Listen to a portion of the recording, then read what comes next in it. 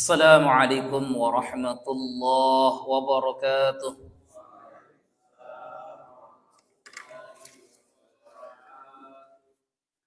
Alhamdulillahi rabbil alamin. Wa bihi nasta'in ala umurid dunya waddin. Assalatu wassalam ala ashrafil anbiya'i wal mursalin.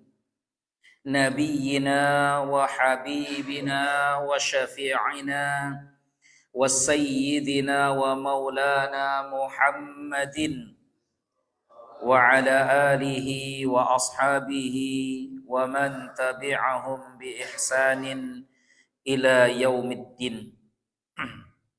أما بعد, kaum muslimin dan muslimat jamaah salat maghrib Masjid Baitul Ulum, semoga Allah subhanahu wa ta'ala memberkati kita semua. Alhamdulillahi rabbil alamin. Segala puji dan syukur hanyalah milik Allah Rabb semesta alam. Salawat beriring salam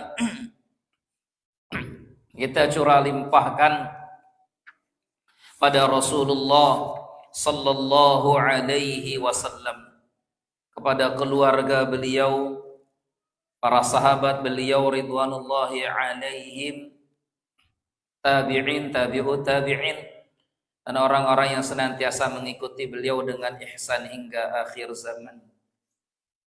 Alhamdulillah, karena masih dalam suasana Syawal, Idul Fitri, di hari yang ke-10 atau ke-11 ini, dan ini pengajian maghrib atau malam pertama semenjak saya libur ini. Jadi Baitul Ulum ngejar star kayaknya ya. Yang lain masih pada libur, di sini duluan. Ya, duluan, Masya Allah. Ini luar biasa.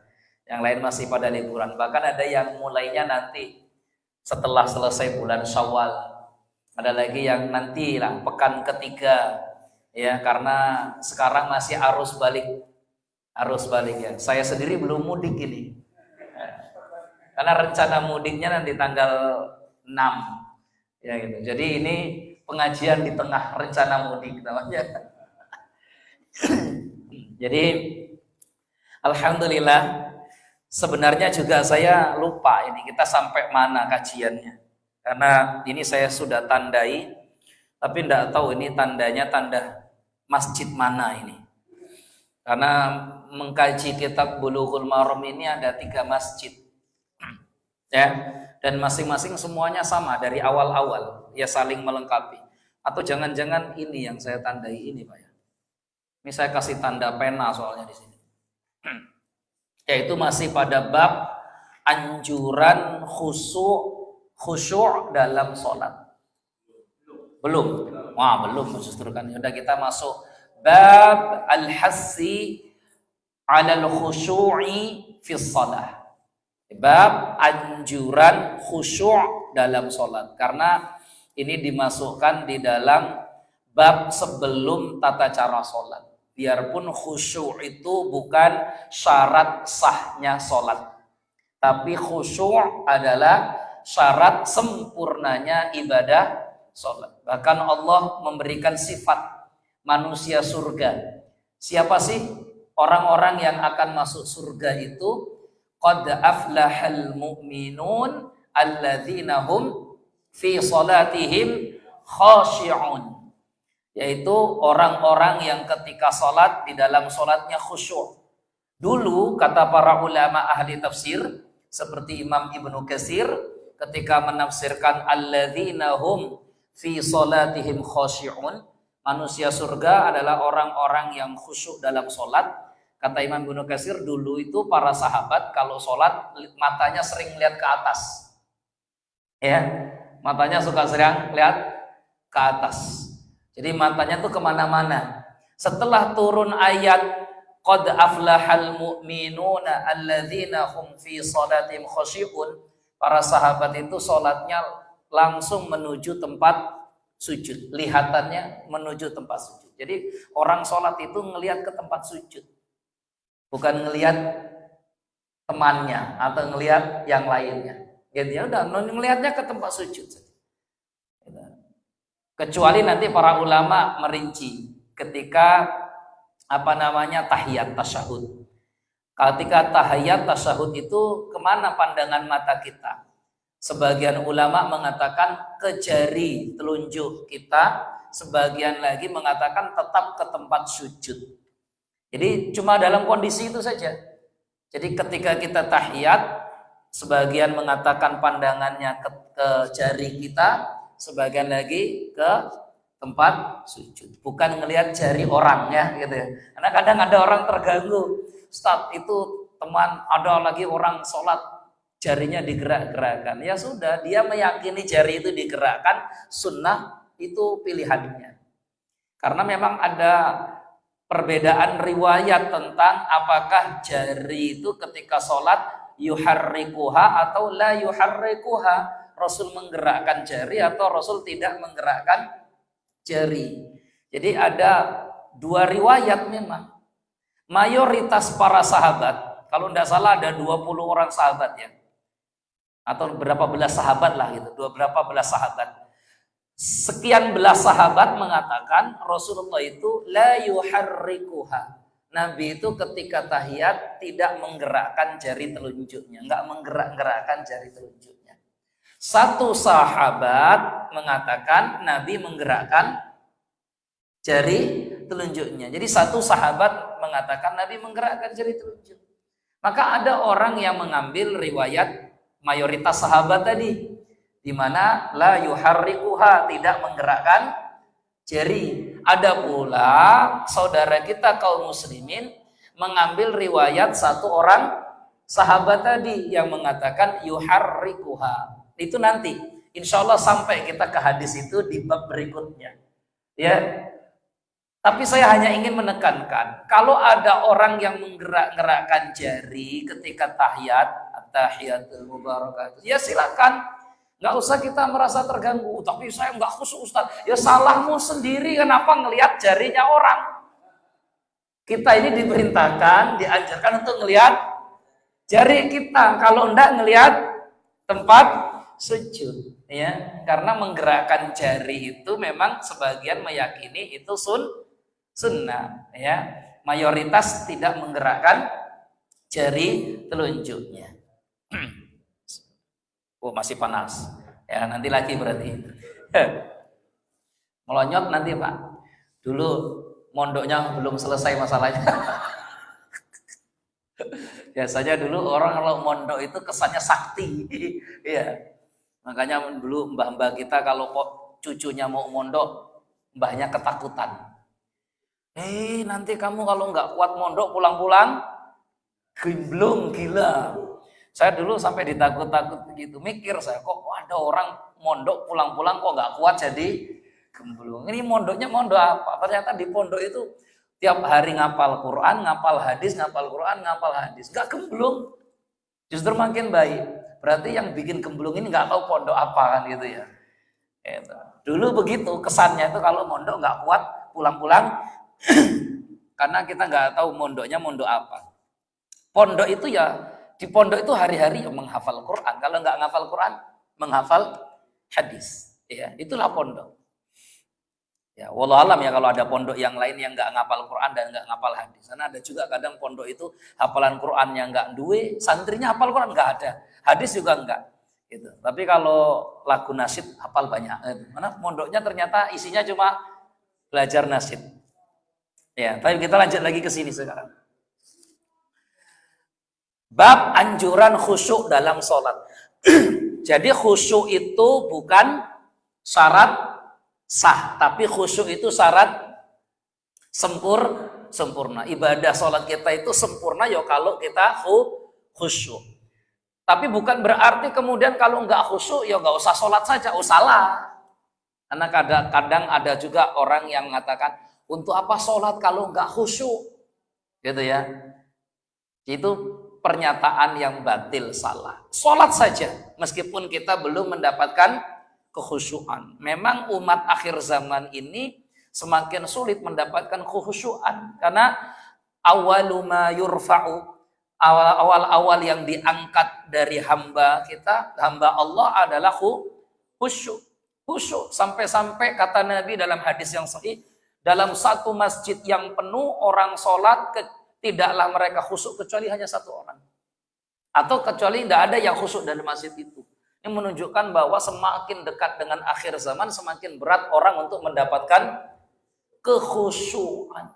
Khusyuk itu harta yang paling mahal hari ini. Karena ya tadi ini saja yang sholat maghrib berjamaah di Masjid Baitul Ulum ini tadi. Yang khusyuk itu kan bisa dihitung, Pak. Ya bapak-bapak inilah salah satunya. Kayaknya sih gitu. Iya. Saya saja mengakui berat betul untuk khusyuk itu. Kadang khusyuk itu cuma di rokaat pertama. Rokaat berikutnya buyar. Rokaat pertama pun dah syukur alhamdulillah. Kadang baru doa iftitah.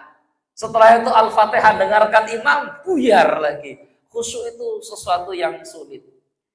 Tapi khusyuk itu ada tandanya. Apa itu khusyuk? Al-khusyuk sukunul jawarihi ma'a tadarru'in wa khudu'in fil qalbi ila Allah. Sukunul jawarih, tenangnya anggota badan. Jadi orang yang khusyuk itu ciri pertama anggota badannya apa? Tenang, gak banyak tingkah, gak banyak gerak-gerak. Dalam sholat itu nggak banyak gerak.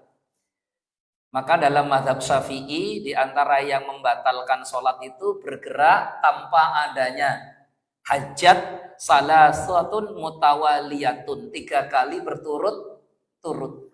Itu dalam mazhab Syafi'i memang disebutkan itu membatalkan sholat. Nggak ada perlunya, masalahnya geraknya 3 kali berturut-turut. Sampai kalaupun harus bergerak, usahakan tidak boleh tiga kali. Nggak boleh 3 kali, ya, sekali, ya.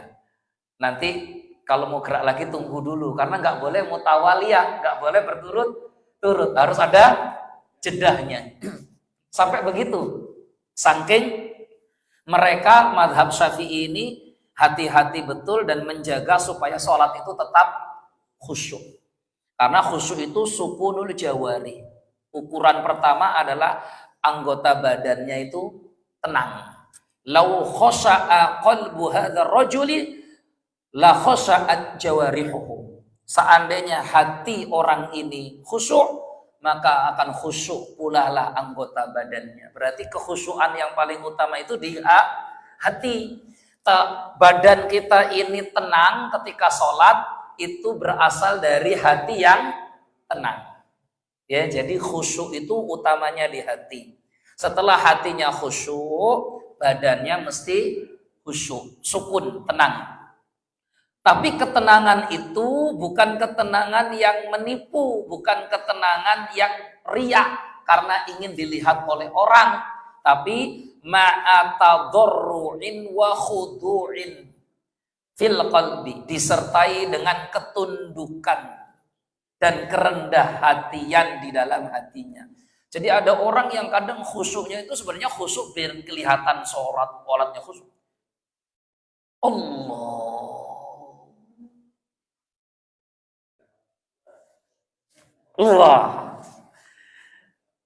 Itu bukan ukuran, karena yang diukur para ulama adalah al-qalb.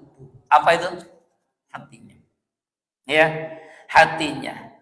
Jadi ini penting.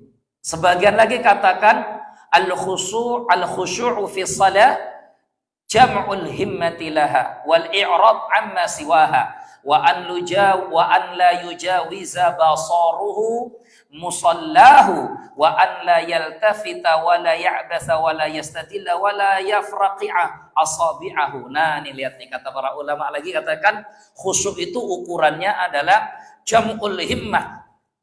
Dia betul-betul kumpulkan seluruh keinginannya hanya untuk sholat.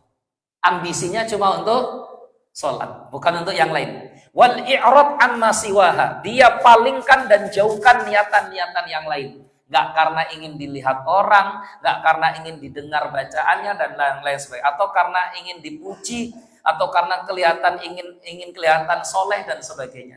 Nggak, buang jauh-jauh sifat ini.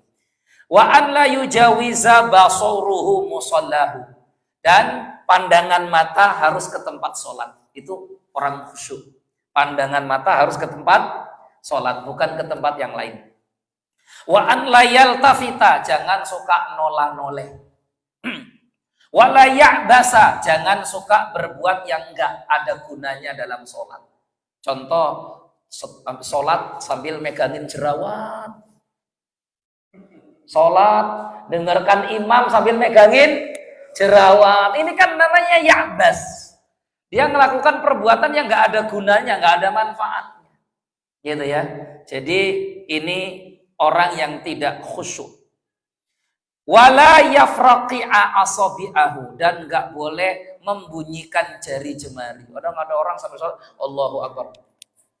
Ini mau apa ini ya? Gitu ya. Mau sholat atau mau ini apa namanya ini Pak? Ini ngeretek ya. Nah sujud tuh kadang, sujud tuh sengaja dibunyikan, kretek-kretek gitu ya. Enggak, karena Rasul katakan la tufarqi asabi'aka wa anta fis shalah.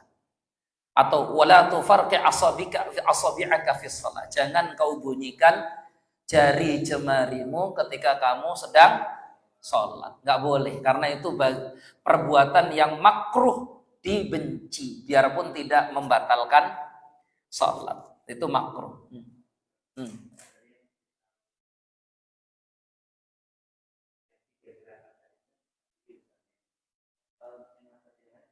Mazhab yang lain tidak ukuran 3, tapi tetap gerakan yang tidak ada faedahnya dalam sholat, dan itu disengaja bisa membatalkan sholat. Bahkan biarpun nggak 3, 1 pun bisa.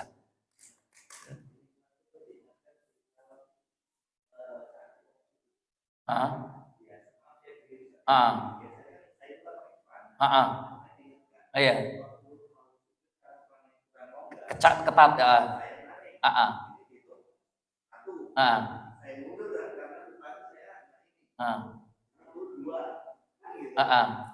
Siapa yang ngitungin itu?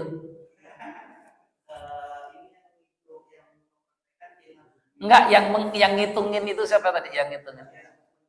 Oh,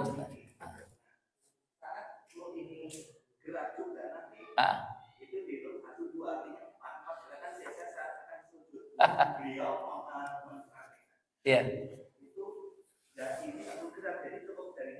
Iya. Betul. Iya. Iya. Iya. Iya.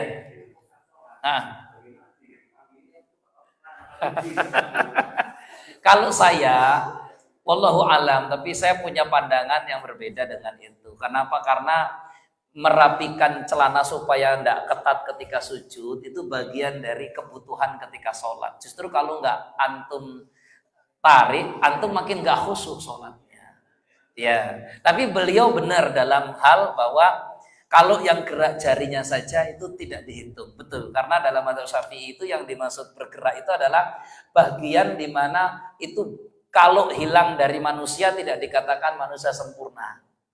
Jadi gerak yang disebut gerak itu bagian tubuh yang kalau itu hilang dari manusia tidak disebut manusia sempurna. Kayak misalkan ini tangan, kalau cuma jarinya ini nggak disebut gerak. Ya makanya misalkan ini gerak nih, ini gerak ya. Kalau dia geraknya gini dalam mazhab Syafi'i, ini dihitungnya masih tetap 1 karena yang gerak adalah jarinya. Tapi kalau ini yang gerak hitungannya 2. Iya betul, itu rinciannya di mazhab Syafi'i. Maka agak rumit kan? Rumit. Iya. Saya sendiri mengambil pendapat yang penting ikut pendapat selama gerakan itu memang dibutuhkan dalam sholat, dan itu kalau enggak gerak justru makin membuat sholat tidak khusyuk, maka insya Allah gerakan itu tidak mengapa, gitu ya. Ya tentu yang namanya seperti ini pasti ada perbedaan pendapat. Tapi benar itu yang tadi katakan supaya nggak dihitung gerak, yang gerak jarinya saja, itu betul. Ya, itu kehati-hatian. Maka dalam satu sisi ini memang mazhab Syafi'i luar biasa hati-hatinya. Kita akui, ya. Gitu. Baik, kita lanjut lagi ya. Gitu. Jadi kalau antum mau gerak, kalau yang ikut Syafi'i, gerak itu jangan ini. Gerak jangan engselnya, tapi yang gerak apa? Jarinya. Ya, ngirit. Ya, baik kita lanjut lagi.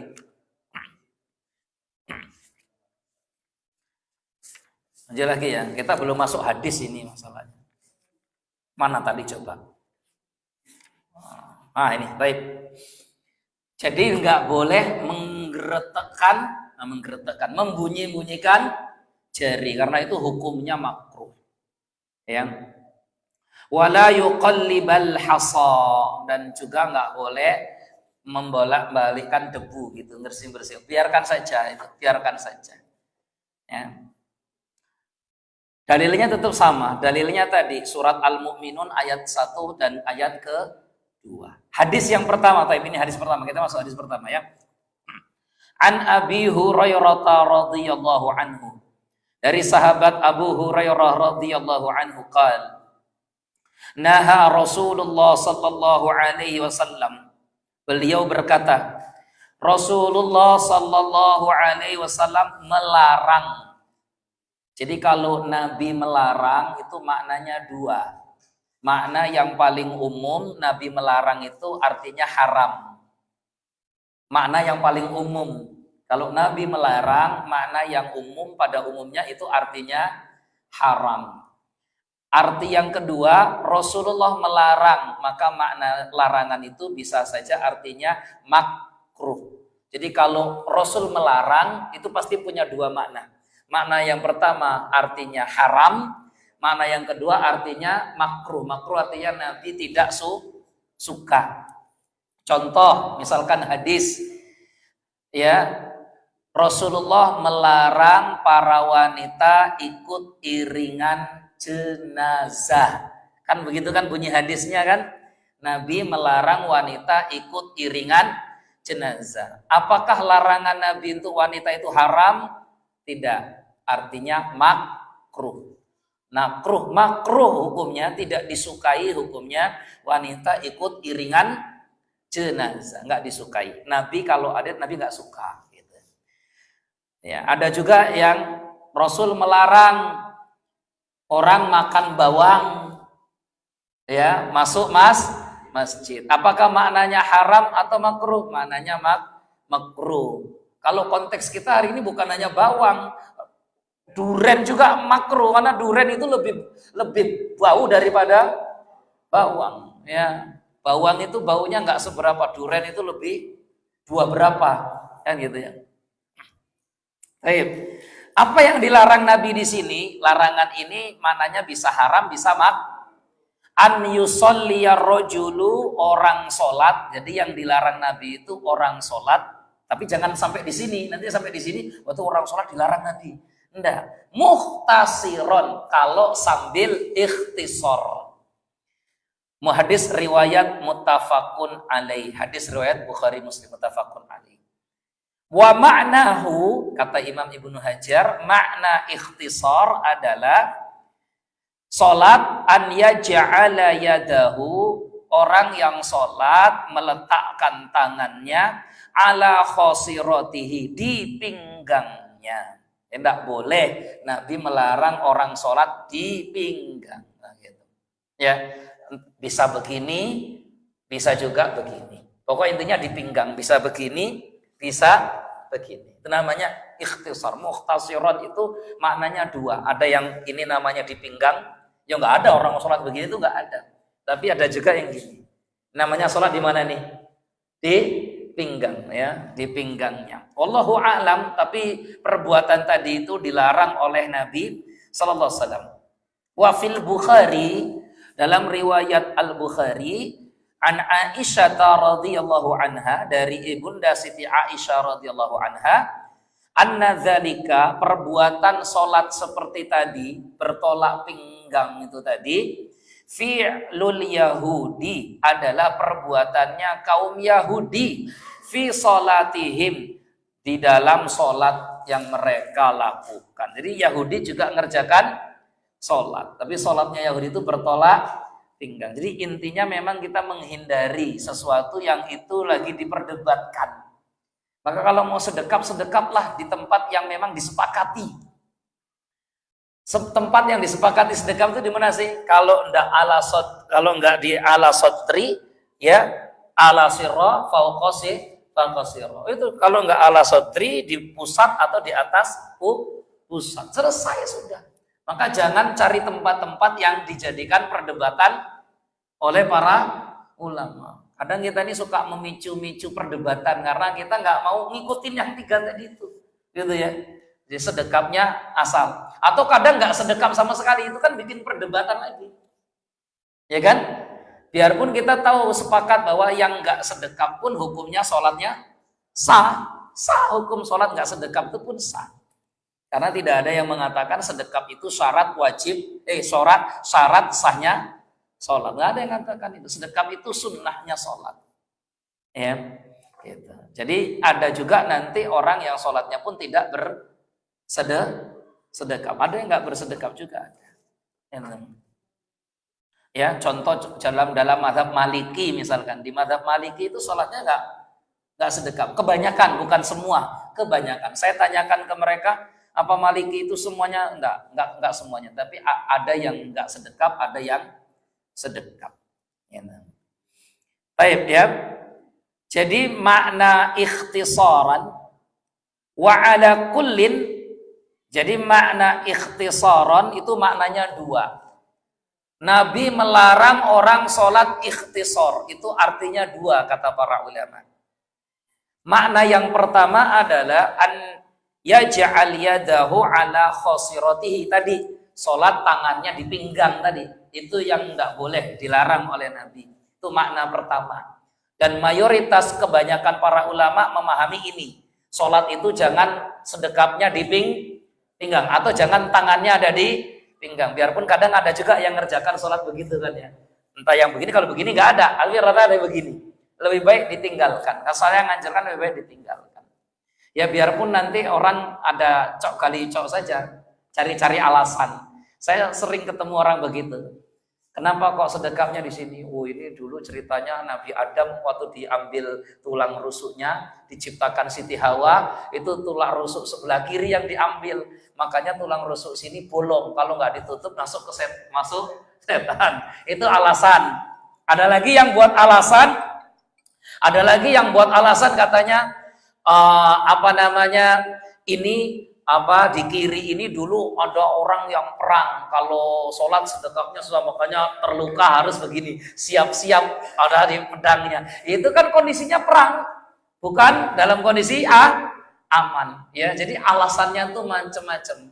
Yang ternyata setelah digali itu gali cok. Yang penting cocok. Karena banyak kita itu aturannya gali cok. Yang penting cocok. Baik Bapak Ibu sekalian, azakumullah, kita lanjut lagi. Makna yang kedua, ikhtisar itu kata para ulama, an yakhtasira surata fayaqra'a min akhiriha ayatan au ayatain. Yang dimaksud ikhtisar dilarang oleh Nabi itu adalah memangkas bacaan surat dalam sholat. Sehingga dibaca hanya 1 atau 2 ayat saja. Ya, itu nggak boleh. Misalkan qul a'udzu birabbinas dibacanya pendek, yang kadang wakofnya itu pun bukan wakof yang sempurna, justru nanti artinya salah. Sudah suratnya pendek dipangkas lagi kan gitu kan. Yang betul-betul pelit betul ini orang sholat ini. Kan gitu ya. Qul a'udzu birabbin nas, malikin nas, Allahu akbar. Ini kan namanya betul-betul pelit hitung-hitungannya. Jadi kalau mau berhentilah pada wakaf yang sempurna. Memotong-motong surat 1 ayat atau 2 ayat itu hukumnya makruh. Ya, motongnya makruh. Kecuali memang ayat itu sempurna. Dia tanah, ayat itu sempurna. Karena ada juga 1 ayat yang sempurna. Contoh di surat-surat Al-Baqarah, di surat-surat Ali Imran, itu kan ayat-ayat yang sempurna, orang langsung bisa paham. Misalkan ayat tentang Innas Safa wal Marwata, itu 1 ayat kan? Innas Safa wal Marwata min sya'airillah, faman hajjal baita aw i'tamara sampai akhir. Itu 1 ayat tapi sempurna, enggak masalah.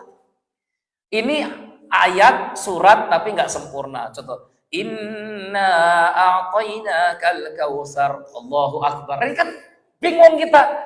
Sudah inna a'taina tapi dipotong. Saya dulu sholat, kakak kelas saya jadi imam. Biarpun ulama sepakat, ya surat itu hukumnya sunnah. Bacaan dalam sholat itu, surat itu hukumnya sunnah. Dan minimal itu satu ayat yang muhkam. Satu ayat yang difahami. Nah kakak kelas saya dulu jadi imam sholat malam. Kan di pondok-pondok itu kan udah sholat malam untuk santri-santri. Mentang-mentang bolehnya satu ayat pun bocor. Surat apa? Yasin. Allahu Akbar. Ya, satu itu aja. Yasin. Allahu Akbar. Ya kita tahu ini ayat nggak ada artinya, tapi kan rukuk juga enak, seneng kan biar cepat selesai sholatnya. Ini kan namanya ngaco, ya ngaco. Jadi intinya ikhtisar yang dilarang oleh Nabi itu maknanya dua. Makna pertama an yaj'al yadahu ala khosirati, diletakkan tangan di pinggang, atau yang kedua an yakhtasira surah fayaqra min akhirha ayatan au ayatain. Dia hanya memotong akhir surat, dibaca satu atau dua ayat. Itu tidak boleh, hukumnya makruh. Ya, cuma ayat yang terakhir, apalagi itu kemudian tidak bermakna, nggak punya arti. Wallahu a'lam bishawab. Pada intinya ulama menghukumi larangan ini sifatnya adalah makruh, dibenci, bukan larangan yang bermakna haram. Tapi intinya kalau ada yang melakukan itu, ingatkanlah saudara, tetangga, teman kita. Pak, mohon maaf ini sholat kalau ditaruh di pinggang begini, sebagian ulama menghukumi makruh. Ya, ini hadisnya yang ini dalilnya. Wallahu a'lam, begitu ya. Annal khusyu' fi jami'i salat, kata Imam Al-Ghazali di dalam kitab Ihya Ulumuddin. Ya, lanjut. Annal khusyu' fi jami'i salat mustahabbun. Khusyuk di semua salat hukumnya sunnah. Wa fi takbiratil ihram wajibun wa ruknun. Tapi khusyuk ketika takbiratul ihram hukumnya wajib dan rukun. Itu rukun sholat, nggak boleh ditawar. Jadi pas bapak ibu takbiratul ihram, Allah itu khusyuk, hatinya hadir dengan niatan sholat, hukumnya wajib. Kalau enggak, berarti enggak diterima, batal sholat ini. Ya, jadi kata para ulama, khusyuk di semua amalan sholat hukumnya sunnah. Tapi khusyuk ketika takbiratul ihram, satu saja takbiratul ihram, hukumnya apa? Wajib, karena termasuk rukun sholat. Termasuk apa? Rukun sholat. Gitu ya. Jadi wa man lam yakhsha fiha fala sholata lahu. Siapa yang tidak khusyuk ketika takbiratul ihram, fala sholata lahu, maka sholatnya tidak sah. Sholatnya tidak sah. Jadi oleh karenanya dalam mazhab Syafi'i khusyuk terutama di takbiratul ihram hukumnya wajib. Dan takbiratul ihram harus bersuara ya Pak ya. Nggak boleh nggak bersuara. Batal. Takbiratul ihram yang nggak keluar suara batal. Meskipun suara itu hanya didengar oleh dirinya sendiri. Minimal. Kalau didengar tetangga sebelahnya nggak apa-apa. Tetangga sebelah itu maksudnya bukan tetangga rumah, bukan. Tetangga rumah tuh ngisin-ngisini. Allah, apa melang-melung ini ngopo Pak Payino gitu. Tetangga itu artinya teman sebelahnya sholat ya. Allahu Akbar. Itu wajib. Jadi dalam sholat ada 6 ya kalau tidak salah ya, 6 waktu di mana sholat itu tidak boleh dengan suara hati, harus pakai suara lisan. Kalau tidak batal sholatnya. 1, takbiratul ihram, Allahu Akbar. Maka harus itu dengan lisan. Biarpun yang mendengar cuma kita. Jadi nggak boleh.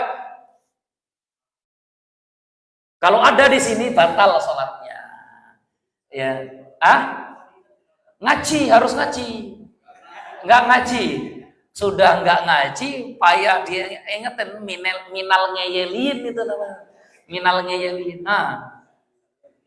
Apa?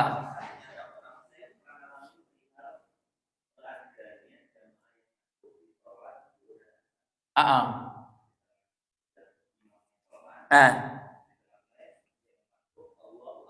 ah, ah, ah, ah. Oh, dia saking khusyuknya berarti dia dengarkan takbirullahu akbar. Ah, ah. Yang meruku tadi siapa? Ada makmum masbuk, dia takbirnya keras-keras. Oh gitu. Antum pas khusuk-khusuknya. Oke ya. Iya. Akhirnya antum ruku. Imamnya ternyata masih berdiri. Iya. Astagfirullah gitu enggak? Iya. Iya, betul. Iya, iya, videonya ada, videonya. Iya. Rusak salat semuanya. Betul, betul. Ya antum karena nggak sengaja. Gerakan yang tidak disengaja itu tidak membatalkan sholat. Ya antum kalau tahu bahwa imamnya belum ruku, ya antum segera balik lagi. Ya, enggak. Oh, itu udah ngaco itu. Udah ngaco karena yang satu apa? Itu sholat masbuk, yang satu ada di ujung sebelah sana, suaranya juga kayaknya mati lampu atau apa ya, kita nggak tahu. Saya ngeliat video itu. Akhirnya udah kacau itu, nggak lagi berjamaah kalau itu. Kalau ini kan cuma antum sendiri tadi, nggak ngaca-ngaca yang lain kan. Kalau yang di video itu karena rame banyak orang, gitu. Ya itu sudah nggak lagi sholat, ya rusak. Kan ini kan kalau antum kan cuma satu, setelah itu terus sadar, oh salah. Antum boleh saja batalkan sholat itu, boleh. Antum batalkan terus antum niat lagi bermakmum dengan imam, boleh. Mana?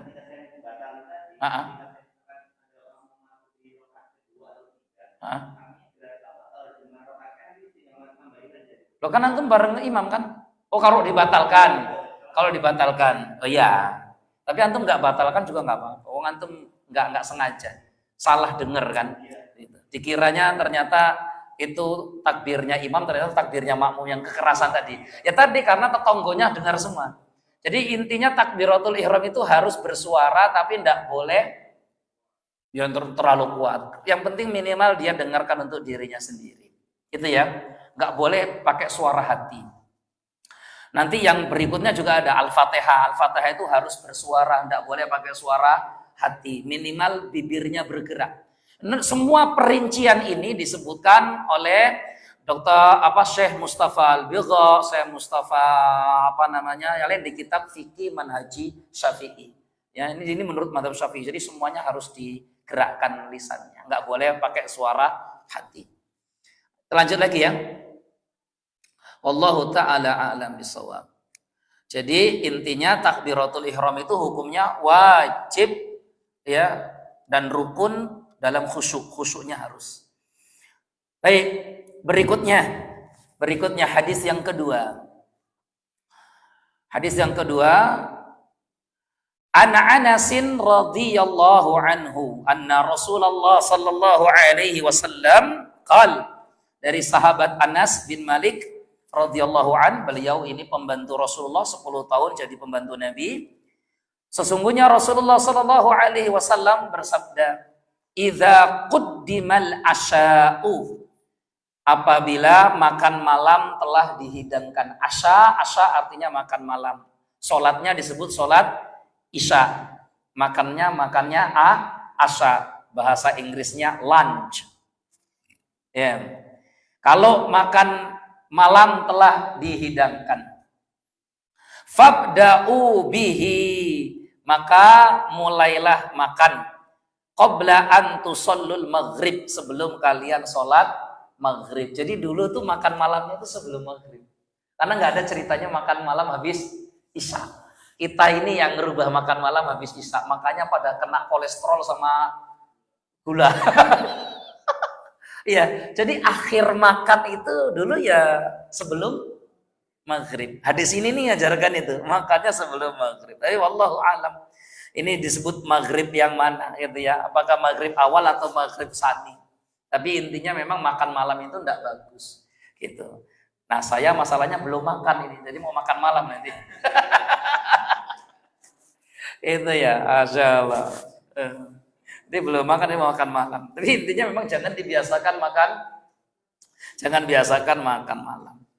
Jadi ini hadis, awas hati-hati, jangan difahami secara teks. Kalau difahami secara teks nanti makan semua orang lebih dulu, akhirnya bahasanya itu dari mendingan makan ingat sholat daripada sholat ingat. Enggak benar, semua ini enggak benar. Ya, yang benar itu yang mana Ustaz? Yang benar itu kalau pas makan ya ingat makan, pas sholat ingat sholat, udah selesai. Ini kan bahasa permainan kata-kata saja. Daripada sholat, mendingan makan ingat sholat daripada sholat ingat makan. Nah, padahal ya sama saja. Jadi intinya ini ada illah. Apa itu illahnya? Nih lihat kata para ulama. Waqad haqqaqal ulama'u anna as-salata bihadrati ta'amin makruhatun. Para ulama ya telah mentahqiq, menyatakan bahwa sholat dengan keadaan makanan telah dihidangkan hukumnya makruh. Kalau makanan sudah dihidangkan maka sholat ketika itu hukumnya makruh. Tapi lihat, jangan berhenti sampai di sini. Idzastaqa dzalika ta'am wal maktu muwassa'un. Ya, bahwa sholat bisa ini Pak. Ya. Idzastaqa dzalika ta'am wal waqtul muwassa' wa amma idza kana ta'am ghairu mustaq lahu fala karahata lahu. Jadi yang makruh itu kalau dia mustaqun ila ta'am tadi, betul-betul dia itu sudah pingin makan. Ya, kalau dia sebenarnya enggak terlalu juga kok, enggak terlalu enggak terlalu lapar dan juga dia masih bisa menahan dirinya. Ya sholat lebih utama daripada makanan. Jadi nggak mentang-mentang, ini makan nih, ayo kita makan dulu. Enggak, dilihat dulu kondisinya itu. Karena ini semua dimasukkan dalam bab khusyuk. Khawatir kalau enggak makan, kondisi perutnya lapar, mustaqun ila ta'am, dia sedang pingin makan, tapi dia terus sholat, justru enggak khusyuk. Ya, enggak khusyuk. Itu. Jadi ini yang jadi perhatian. Gak setiap ada hidangan makan terus makan dulu. Hadisnya memang bunyinya begitu, tapi maksudnya adalah kalau kondisinya memang dia sangat mustaqun ila ta'am, ya, mustaqun ila ta'am. Gitu. Wallahu a'lam bishawab. Jadi enggak mentang-mentang makan lebih dulu kan semuanya, enggak. Dan ini enggak hanya pada makanan, Bapak Ibu ya, pada semua hal. Semua hal kalau itu mengganggu kekhusyuan pikiran dan hati kita dalam sholat, mendingan selesaikan dulu, nggak cuma makanan. Bapak Ibu masak, kalau masak ternyata itu mengganggu kekhusyuan kita, takut ibu-ibu ketika masak nanti, aduh ini kosong nanti atau apa, sudah selesaikan dulu masaknya daripada sholatnya jadi rusak, keganggu. Atau kalau enggak, matikan dulu kompornya, baru sholat nanti dilanjutkan masaknya, gitu ya. Tapi ada rasa penyesalan supaya sholat itu bisa tepat waktu, gitu ya. Jadi jangan dianggap enjoy saja, karena ini intinya pada iman ya. Iman itu yang membuat kita nyesel gitu loh. Nggak sholat tepat waktu itu nyesel, itu iman tuh namanya tuh. Tapi kalau kita goreng ada sering, mau masak nanti dulu daripada nggak ini ya. Terus nggak ada nyesel, itu berarti imannya memang sedang krisis dan kritis. Jadi ketika kita menunda sholat pun, biarpun itu penundaan sholat dengan alasan yang boleh hukumnya menurut agama, orang yang beriman itu tetap dalam hatinya meninggalkan apa? Penyesalan Pak. Kalau Bapak Ibu termasuk orang yang tadi ketika menunda waktu sholat padahal itu hukumnya boleh, tapi kok hatinya ada rasa apa tadi? Nyesel, itulah iman. Beruntunglah Bapak Ibu. Karena ada orang yang nggak sholat pun nggak nyesel dia. Apalagi gur nunda. Oh enggak sholat saya enggak nyesel kok. Kalau Pak orang sholat Pak, engkau meneh. Jawabnya engkau meneh. Ya, dia enggak nyesel. Na'udzubillah. Orang beriman itu menunda saja, kalau biarpun itu boleh, dia tetap ada apa? Penyesalan. Jamak nih contohnya, jamak.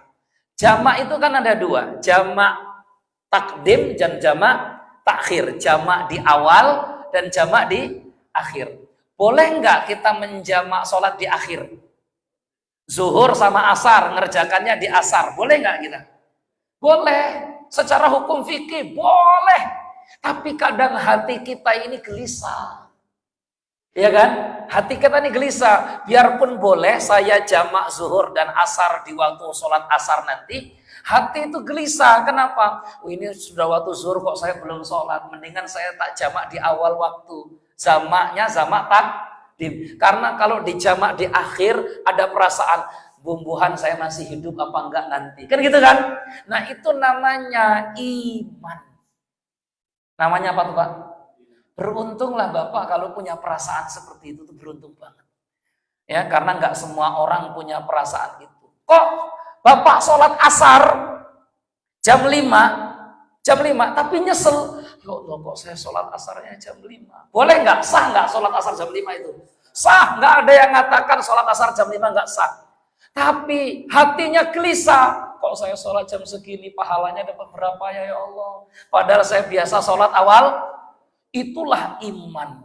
Maka hati-hati kalau ada di antara kita yang sholatnya suka nunda-nunda, tapi kok sholat nunda-nunda itu nggak ada perasaan apa-apa di hati, hati-hati. Jangan-jangan iman kita sedang krisis dan kritis. Yang sudah ngaji di Baitul Ulum, saya anjurkan sebagai penceramah di sini, sholatlah tepat pada waktunya. Buktikan bahwa kita yang sudah ngaji itu berbeda dengan orang yang belum ngaji. Jangan beda, jangan samakan. Ini udah ngaji bertahun-tahun tapi sholatnya masih tunda. Berarti nggak selesai kita ini sebenarnya. Ya, yang lebih masalah lagi kalau ustadznya yang suka nunda, kacau itu Pak. Kalau ada ustadz penceramah kemana-mana ceramahnya, hebat betul kayaknya kalau udah ceramah.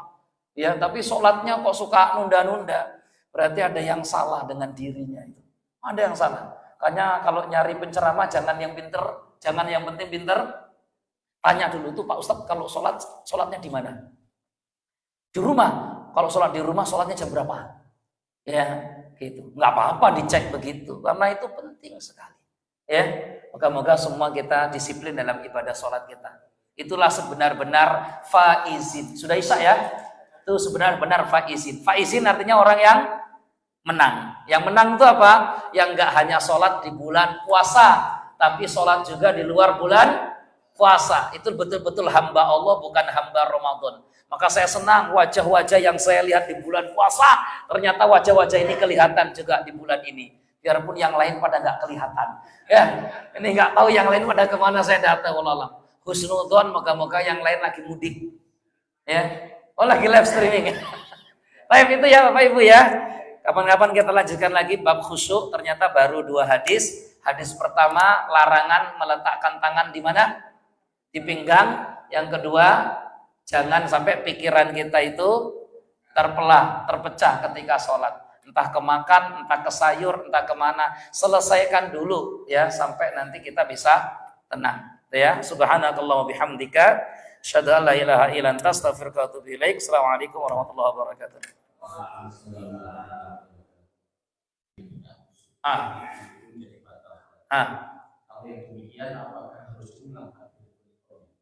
Ya, niatan sholat itu wajib berada ketika sholat. Sebagian ada yang mengatakan menjelang sholat, sebagian lagi dalam madzhab Syafi'i dikatakan makrunatun bitakbir. Niat itu harus beriringan dengan takbiratul ihram.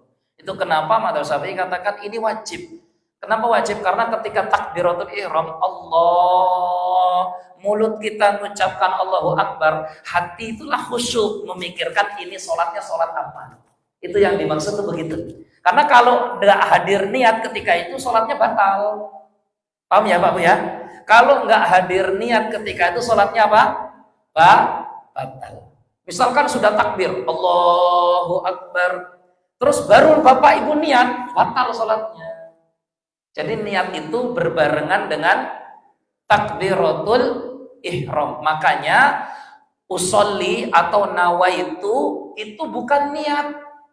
Ucapan usolli salatal maghrib, usolli salatal isya, nawaitu apa-apa itu bukan niat, tapi itu ihdharun niat, usaha untuk menghadirkan niat. niat aslinya itu yang ada di dalam hati. Jadi jangan disalahpahami. Kadang orang awam itu suka memahami ucapan usoli itulah nih niat, bukan, nggak ada yang katakan itu. Usoli atau nawaitu itu bagian dari menghadirkan niat, ya, menghadirkan niat. Wallahu a'lam. Jadi itu yang dimaksud tadi, itu harus khusyuk ketika takbir itu karena niatnya harus hadir ketika takbiratul ihram. Itu ya Pak ya. Wallahu a'lam. Iya.